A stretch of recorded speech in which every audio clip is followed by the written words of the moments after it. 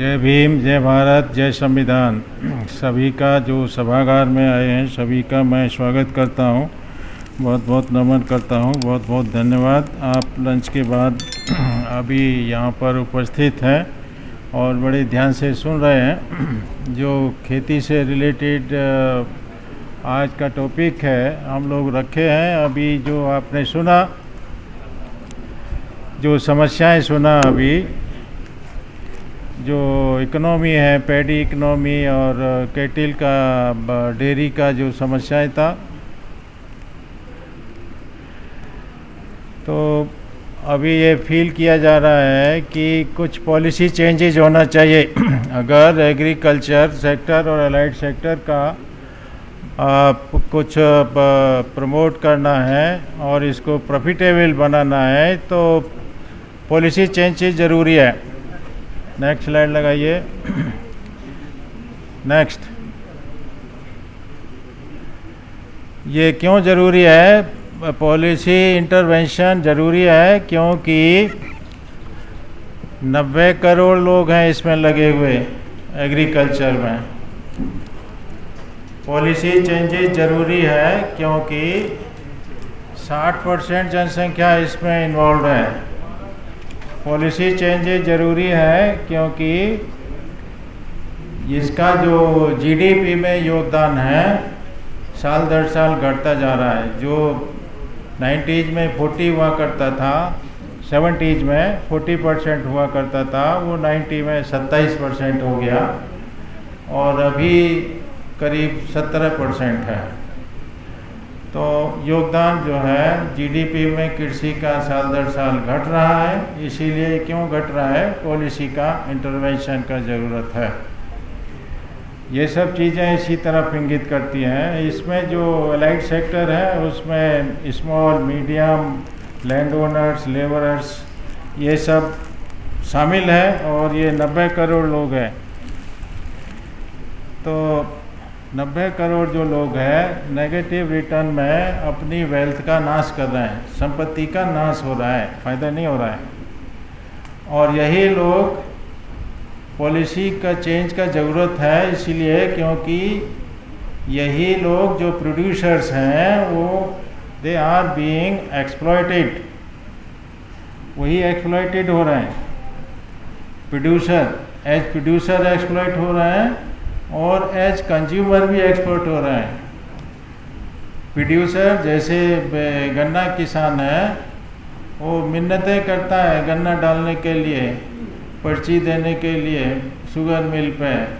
1 साल बाद उसका पेमेंट होता है और वो कोई इंटरेस्ट तो मिलता नहीं है, तो उसको नुकसान होता है, मिन्नतें करता है। एज प्रोड्यूसर तो उसको नुकसान होता है, इतना एक्सप्लॉइट होता है। और एज कंज्यूमर जब चीनी खरीदता है तो उसे वैसी अपनी चीज़ जो है बड़े दाम पे मिलती है। तो पॉलिसी चेंज का रिक्वायरमेंट इसलिए है कि ये एक्सप्लॉयटेशन ना हो। जो एलाइड सेक्टर है इस एज प्रोड्यूसर और एज कंज्यूमर ये होता है। हम ही लोग अभी सब उसका बात करते हैं, सब्सिडी का ऐसा फंडा है जो बहुत ही टिकलिश है। अभी एक एग्जाम्पल है न्यूजीलैंड में सब्सिडी नहीं होता है, बिल्कुल नहीं होता है। लेकिन सारे जो दुनिया में उसका एग्रीकल्चर में 5वां हिस्सा है, 5वां स्थान है। इतना अच्छा एग्रीकल्चर वहाँ का है। तो ये सब होते हुए हमको पॉलिसी इंटरवेंशन का ज़रूरत है जो कि करना चाहिए। तो अभी नेक्स्ट स्लाइड। जो किसान का बात है वो तो रिसीविंग एंड एक्सप्लॉयटेड है, लेकिन इसका दूसरी तरफ जो लोग हैं जो एग्रीकल्चर प्रोड्यूस का स्टोरेज करते हैं, जो वेयर हाउसिंग चलाते हैं, जो एग्रीकल्चर प्रोड्यूस पे मार्केटिंग करते हैं, जो एग्री ट्रेड और एग्री एक्सपोर्ट करते हैं, और जो एग्रीकल्चर प्रोड्यूस का प्रोसेसिंग करते हैं, और जो एग्रीकल्चर प्रोड्यूस में सुपरमार्केट चलाते हैं, और एग्रीकल्चर इंडस्ट्रियलाइजेशन जिन्होंने किया है, टेक्नोलॉजी एग्रीकल्चर में जो उन्होंने फैलाया है, वो लोग जो इस कैटेगरी के जो लोग हैं जो ये काम करते हैं, वो उनकी वैल्यू चेन है, वो मुनाफा कमाते हैं। ये जो अभी ये जो सेक्टर सारे हमने लिखे हैं, ये सब मुनाफा है, इसमें सब में मुनाफा है, ये सब जो है माला माल है। और एग्रीकल्चर से रिलेटेड ये सारी चीज़ें हैं, तो ये तो मुनाफा है। ये बहुत जो ट्रेड है, मार्केटिंग है, वेयर हाउसिंग है, प्रोसेसिंग है, सुपर मार्केटिंग है, ये सब माला माल है, इसको फ़ायदा होता है, बहुत फ़ायदा होता है, थोड़ा नहीं। तो ये वैल्यू चेन में वो नहीं है, जिसमें हमारा फार्मर वैल्यू चेन में शामिल ही नहीं है, तो उसको अपने प्रोड्यूस का वैल्यू नहीं मिलता है। वैल्यू का जो है ये लोग बुलाते हैं। नेक्स्ट,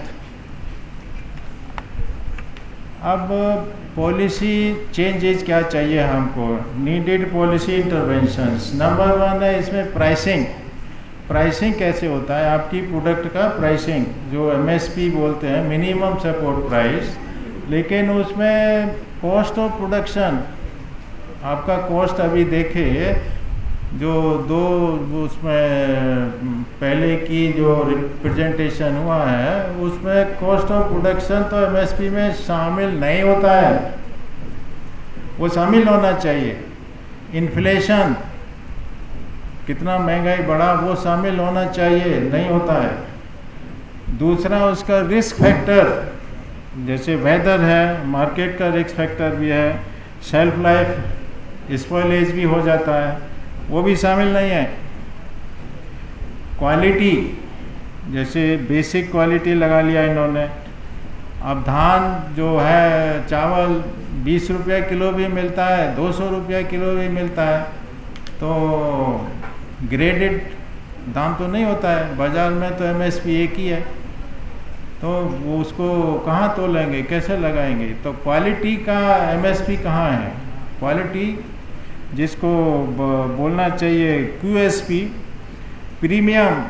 कोई आदमी प्रीमियम प्रोडक्ट करता है, ऑर्गेनिक प्रोड्यूस करता है, तो ऑर्गेनिक सपोर्ट प्राइस कहाँ है, तो उसका सबका एक ही दाम है, सब जो गधे घोड़े एक ही दाम बिक जाएंगे, ऐसे नहीं होता है। जो मेहनत करता है, ऑर्गेनिक उगा रहा है, तो उसको मिलना चाहिए उस तरह से। तो प्रीमियम सपोर्ट प्राइस नहीं है, तो इसका नाम जो है इंस्टेड ऑफ MSP वो प्रीमियम सपोर्ट प्राइस हो।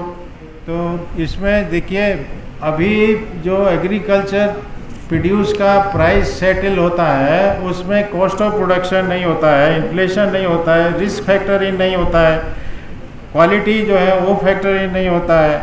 और दूसरा प्रॉफिट मार्जिन, सब लोग अपनी अपनी प्रोड्यूस पे प्रॉफिट मार्जिन रखता है, तो इनको भी प्रॉफिट मार्जिन लगा के तब अपना क्वालिटी का प्राइसिंग होना चाहिए। ये प्राइसिंग अभी सिस्टमेटिक होना चाहिए, ठीक नहीं है। ये हमारा प्रपोजल है कि ये चीज़ें प्राइसिंग में शामिल होना चाहिए।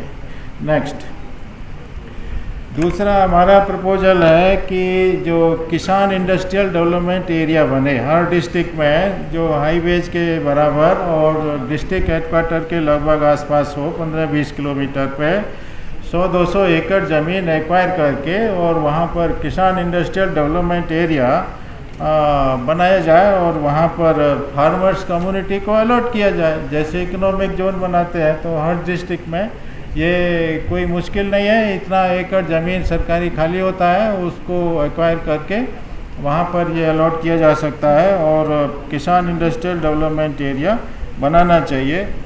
उसमें किसान को एक्सेस टू फाइनेंस और फाइनेंशियल इंस्टीट्यूशन का भी वहीं पर प्रावधान हो, जो इंडस्ट्रियल एरिया बना रहे हैं, तो ये बहुत ज़रूरी है।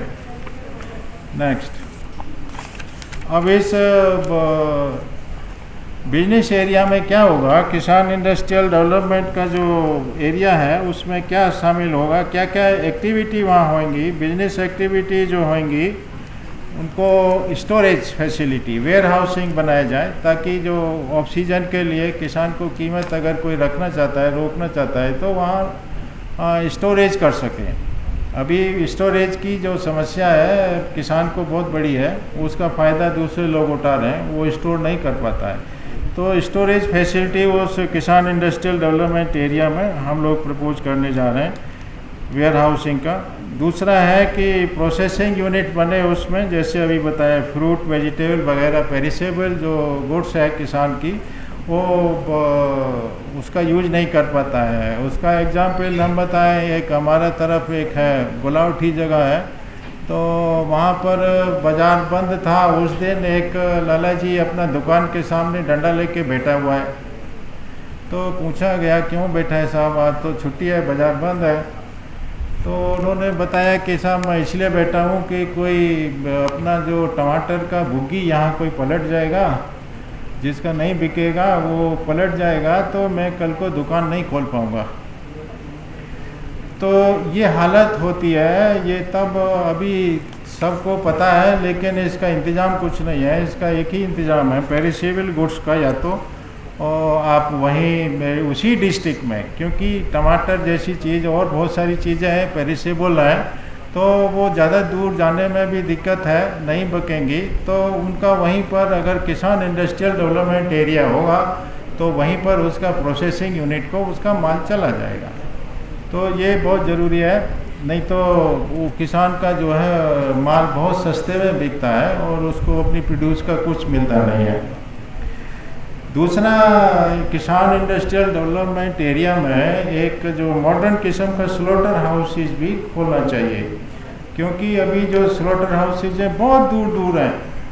राजस्थान से लोग दिल्ली आते हैं, और एनिमल का जो क्रूएल्टी भी होता है, तो उसमें हर एक डिस्ट्रिक्ट में ये होगा तो उससे बहुत लाभ होगा। ये भी उसमें होना चाहिए। Processing of hides and skins इसका एक पार्ट है। मिनी मिल्क प्रोसेसिंग यूनिट लग सकता है, सेल्स के लिए भी लग सकता है। Agri supermarket farm to fork वो वहाँ पर बन सकता है। एक्सपोर्ट यूनिट बन सकता है। एग्रो इंडस्ट्रीज वहाँ पर लग सकता है। तो ये किसान का जो मार्केटिंग सिस्टम, प्रोड्यूस का जो उसका यूसेज है वो अच्छा हो जाएगा। नहीं तो फेंकना पड़ता है, वो सड़क पे टमाटर फेंक के चला जाता है, नहीं बिकता है, क्योंकि वो ऐसा ही कंडीशन होता है, ना घर ले जा सकता, बिका है नहीं, तो दिक्कत होता है।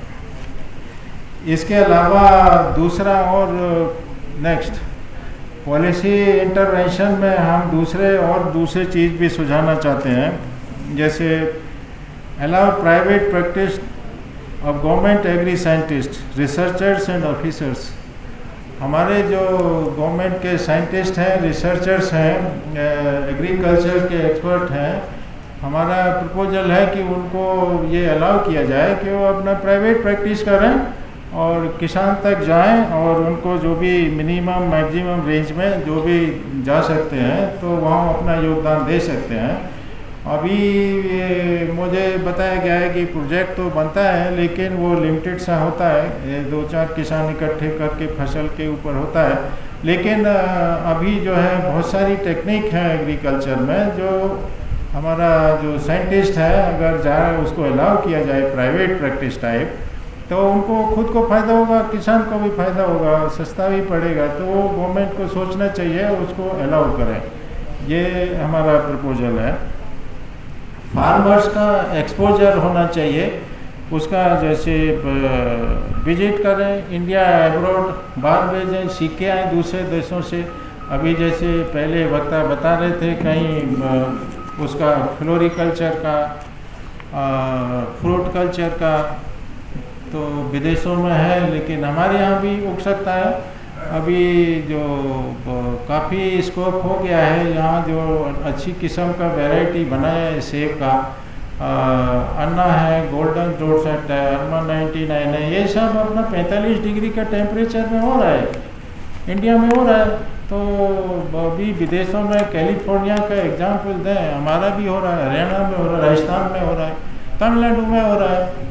तो वो इसको ज़्यादा बढ़ाना इसलिए है कि अभी हमारा साइंटिस्ट को अगर आप अलाउ करेंगे और वो ग्राफ्टिंग करना सिखा देगा किसान को, तो प्लांट प्रोपगेशन कर सकता है।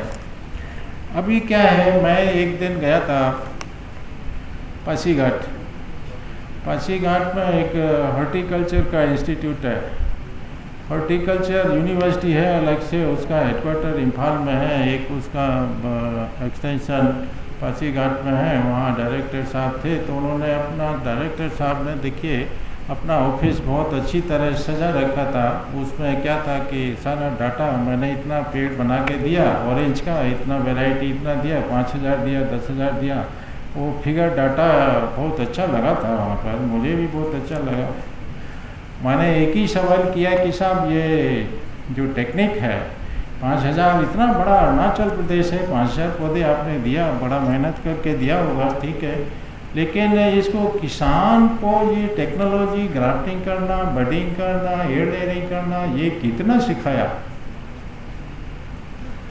कितना? वो अपना 4 पेड़ आपसे ले गया, वो 4 का 400 कैसे बनाएगा? आपका एक लिमिटेशन है। तो पता है क्या रेस्पॉन्स था? अरे साहब ये ट्राइबल लोग हैं, ये कहाँ सीखेगा? तो आप समझ सकते हैं कि who was the head and what he was doing. लोगों को सिखाने का उसका अगर इस तरह का एटीट्यूड है तो वो क्यों सिखाएगा? और खेती को मैं तो यहाँ तक कहता हूँ कि लोगों ने सीक्रेट बना दिया। अभी कुछ नर्सरी वाले जानते हैं ग्राफ्टिंग कैसे होता है, हमारा किसान नहीं जानता। आम किसान को ग्राफ्टिंग नहीं पता, बडिंग नहीं पता, इवन एयर लेयरिंग भी नहीं पता, कैसे करना है, प्लांट प्रोपगेशन कैसे करना है, उसको नहीं पता है, कुछ भी नहीं पता है। आपका हाइब्रिड वैरायटी का एक फ्रूट का पौधा ले जाएगा, दूसरे साल मार देगा, तीसरे साल और लेके आएगा, यू डोंट नो। तो ये जो चीज़ें हैं उसका एक्सपोजर, फार्मर्स का एक्सपोजर, विजिट इंडिया भी हो, अबाउट बाहर भी हो, तो वो सीख पाएगा। ट्रेनिंग प्रोग्राम हो नई टेक्नोलॉजी के ऊपर, ट्रेनिंग प्रोग्राम के नाम पे एग्जीबिशन लगता है। हम देखें पूसा का एग्जीबिशन में हर बार जाता हूँ और भी है, तो एग्जीबिशन में किसान ज़रूर कुछ ना कुछ तो सीखते हैं, लेकिन that is not a proper training program. Proper training program के नाम पे बड़ा दूर दूर है, तो थोड़ा नज़दीक होएगा तो और अच्छा रहेगा। और जितना भी ट्रेनिंग का एफर्ट है टेक्नोलॉजी में, जो हमारे साइंटिस्ट अवेलेबल हैं वो ज़रूर कर रहे हैं, लेकिन उसमें बहुत और ज़्यादा बढ़ावा देने का ज़रूरत है, उसको मल्टीप्लाई करने का ज़रूरत है, क्योंकि हमारे सामने रिजल्ट है। क्योंकि किसान नेगेटिव रिटर्न में क्यों जा रहा है? बिकॉज नई टेक्नोलॉजी नहीं है, नया किस्म का वो कमर्शियल क्रॉप को अडॉप्ट नहीं कर पा रहा है, सॉइल का पता नहीं है, टेस्टिंग कैसे होता है, क्या करना है, कितना करवाना है, फैसिलिटी भी अभी सॉइल टेस्टिंग का गजब है। हमको सुनने को मिला था डिस्ट्रिक्ट लेवल पे भी सॉइल टेस्टिंग होता है और एग्रीकल्चर इंस्टीट्यूट भी करती हैं, दोनों का रिजल्ट में बहुत अंतर मिला। तो अंतर इसलिए मिला कि वो जो इंस्ट्रूमेंट है उसमें कहीं ना कहीं कुछ दिक्कत होगा। जैसे कोरोना का जो टेस्ट है वो 40% एरर का उसमें स्कोप है, तो यहाँ कितना स्कोप है वो हो सकता है, वो स्कोप जितना भी है उसको दूर करना है। जो भी ये सवाल साइंटिस्ट सोच सकते हैं उसका, उसमें सुझाव एग्रीकल्चर के लिए हम दे सकते हैं कि उसमें सोचना चाहिए।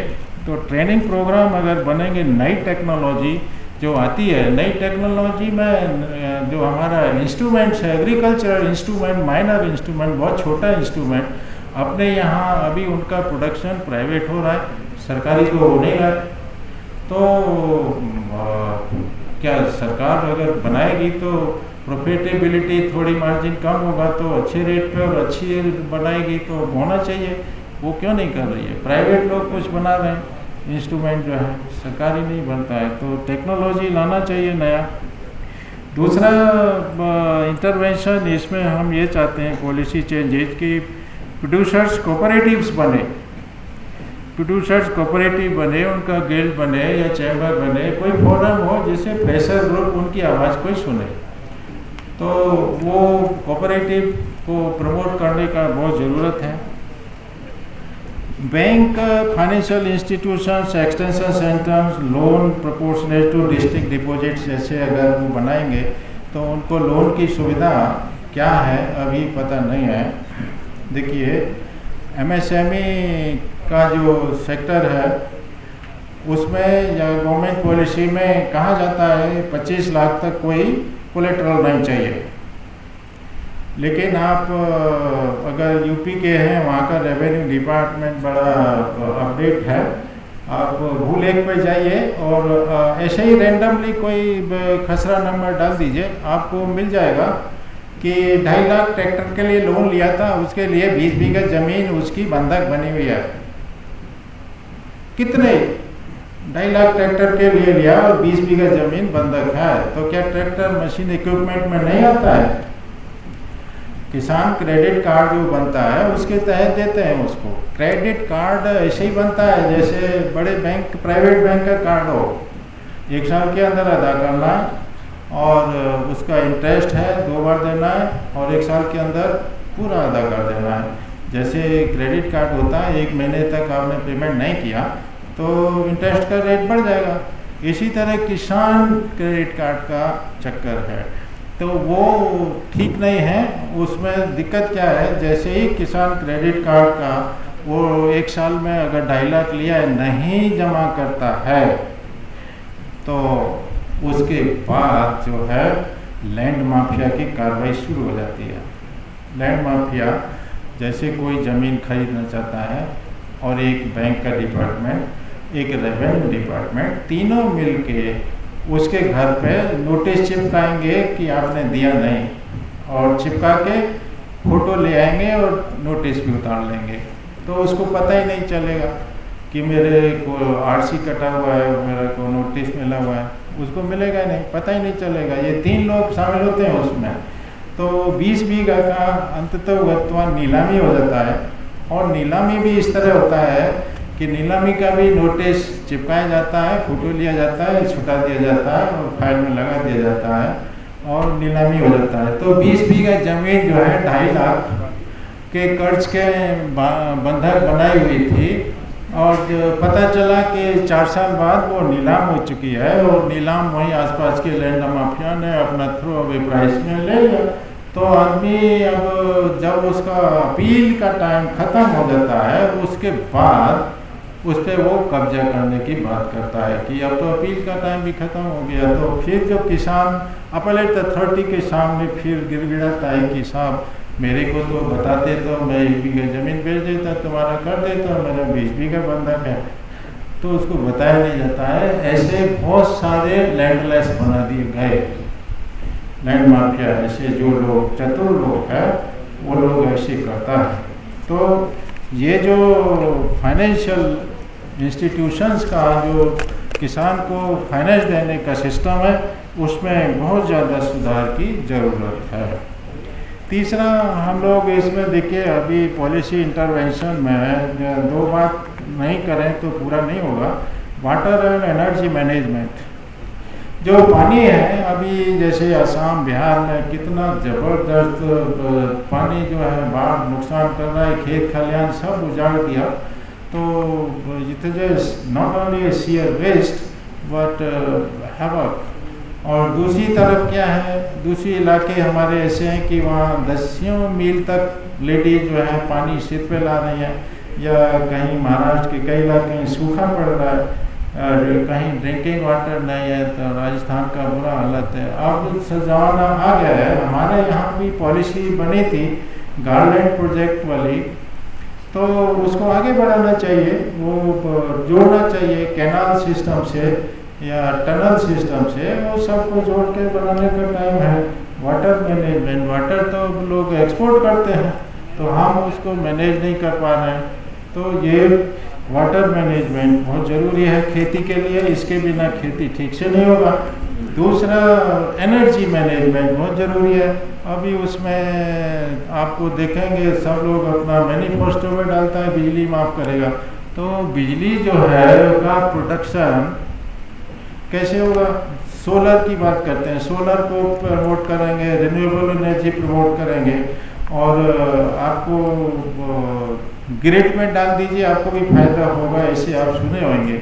लेकिन एक कदम आगे चल के देखिए कि ग्रिड में जो बिजली जाएगी, मान लीजिए आपका 5 किलोवाट का 5 किलोवाट का खर्चा है और आपने 5 किलोवाट लगवा लिया सोलर और आप ग्रिड में भी डाल रहे हैं, तो आप जो ग्रिड में डालेंगे उसका रेट क्या है और आपको जो कंपनी दे रही है उसका रेट क्या है, वो लगभग ऐसा है आपको जो बेचेगा 10 के आसपास और आपको खरीदेगा 2.5 रुपये में।